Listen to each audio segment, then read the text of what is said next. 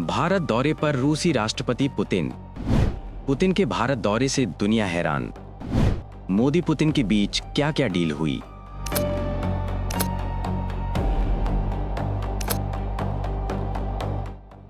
दिल्ली में प्रधानमंत्री नरेंद्र मोदी और रूसी राष्ट्रपति व्लादिमीर पुतिन की जॉइंट प्रेस कॉन्फ्रेंस ने भारत रूस रिश्तों को एक नया मोड़ दे दिया। इस दौरान पीएम मोदी ने बड़ा ऐलान करते हुए कहा कि अब रूसी नागरिकों को भारत आने के लिए 30 दिन का निशुल्क ई-टूरिस्ट वीजा दिया जाएगा। इसे दोनों देशों के लोगों के बीच आपसी आवाजाही बढ़ाने और रिश्तों को और गहरा करने की दिशा में अहम कदम माना जा रहा है। जॉइंट प्रेस कॉन्फ्रेंस के दौरान भारत और रूस के बीच कई अहम समझौतों का आदान प्रदान हुआ। दोनों देशों ने कोऑपरेशन और माइग्रेशन, अस्थायी श्रमिक गतिविधियों, हेल्थ केयर और मेडिकल एजुकेशन, फूड सेफ्टी और स्टैंडर्ड्स, पोलर शिप्स और मैरीटाइम कोऑपरेशन के साथ फर्टिलाइजर्स से जुड़े अहम समझौतों पर हस्ताक्षर किए। इन समझौतों को दोनों देशों के बीच रणनीतिक और आर्थिक सहयोग को नई मजबूती देने वाला माना जा रहा है।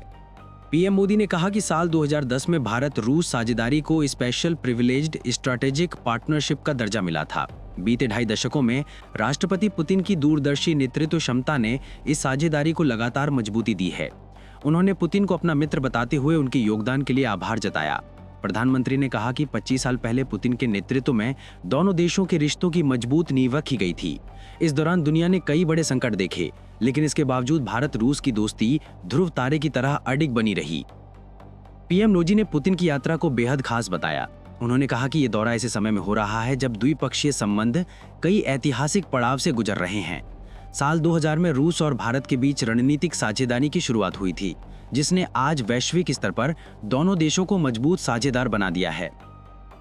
रूसी राष्ट्रपति व्लादिमीर पुतिन ने कहा कि प्रधानमंत्री नरेंद्र मोदी के साथ डिनर के दौरान हुई उनकी बातचीत भारत रूस की स्पेशल और प्रिविलेज्ड स्ट्रैटेजिक पार्टनरशिप के लिए काफी उपयोगी साबित हुई है।